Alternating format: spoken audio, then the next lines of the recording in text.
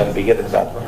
I think, honorable members, let's note things that may not be within the purview of the peers, but are related. Let's take note that the next candidate when we invite, we begin from there. Peers, proceed. So this letter is tied to this.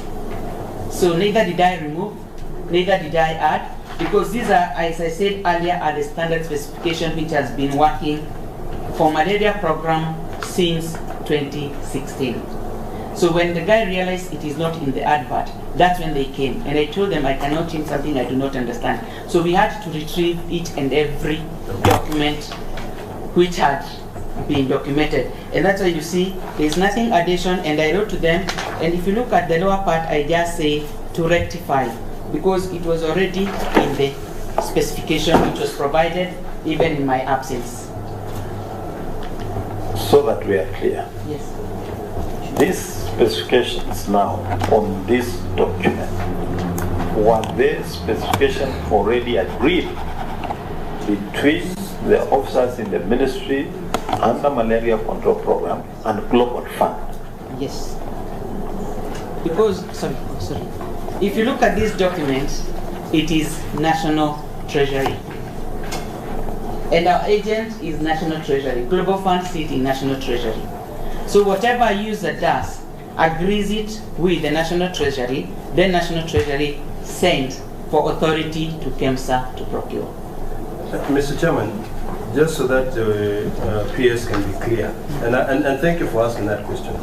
So the PBO was initially within the scope of works. Yes, it was. As per Global Fund and the Ministry of Health or the Ministry of Treasury agreement. Yes. And this is the evidence that you're presenting to us that supports your claim. Okay, thank you, Mr. Chairman. Thank you very much. I think we can proceed to the other. There is only a section of the questions asked by Senator Aji. In the constitution of your technical people, there were additional of 2 officers. What was their role? Thank you, Chair and Senator Haji. When I came in, as I said, the process had started. They had said, there's a document I'll share with the chair here. They had already identified the people. Because as I said, as I come in, I needed to understand every process. There's a document, they had put even the names to sit in the evaluation committee. There are 2 names.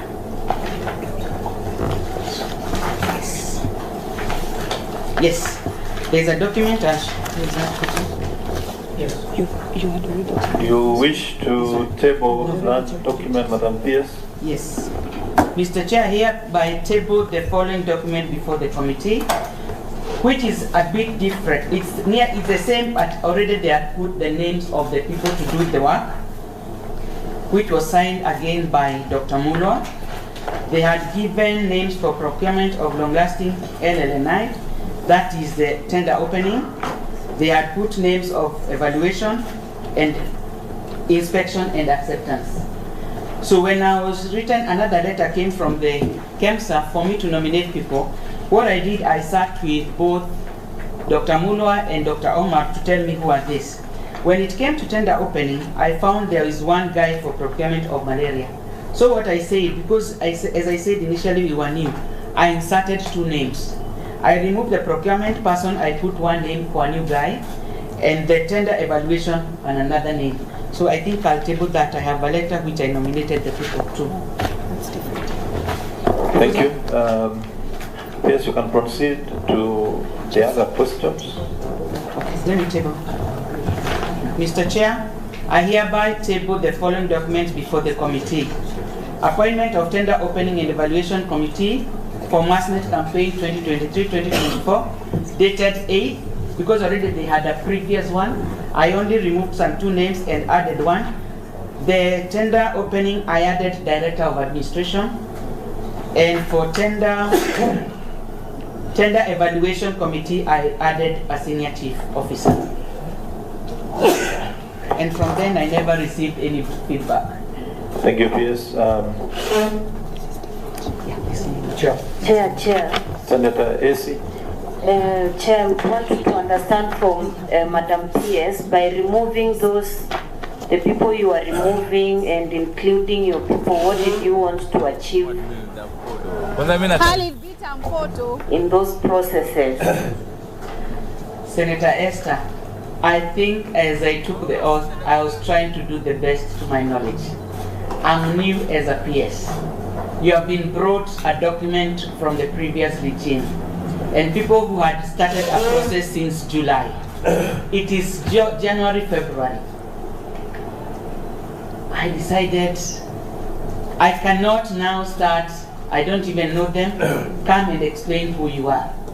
As I said, public health was a new baby. So I said, for me now to keep abreast with what is happening in my department as a PS, let me put my staffs, not of any notion, not of any influence, just to have an idea of what is happening. Thank you very much, PS. But then the question that begs is, then you are involved in the tendering process because you also participated in the appointment of evaluation. My opening remark, I said we provide technical specification. And when the user has it, I sent a team who are not now under my oath. They were under oath of KEMSA because they joined the team in KEMSA to provide the technical specification through pre-qualification by WHO or what they call the PCDP, the PESA control. Senator Chimera, then we move to the next question. Thank you, Chair. For the record, I'm Senator Raphael Chimera. I apologize for coming in late. Madam PS, just a quick one. There's a letter dated 21st February 2023.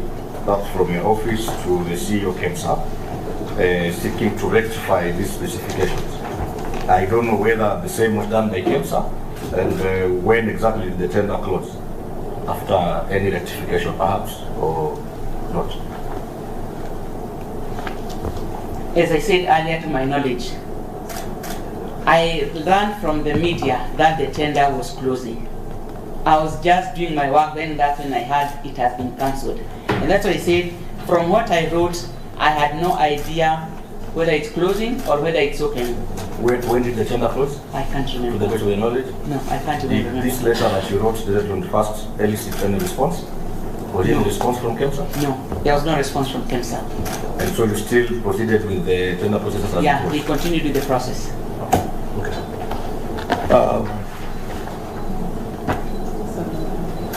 Senator Amida, one more. Yeah, just a word on that.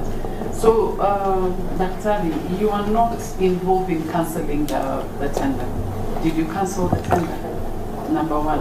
And then just one more thing, because it seems like you're all disconnected with this procurement process.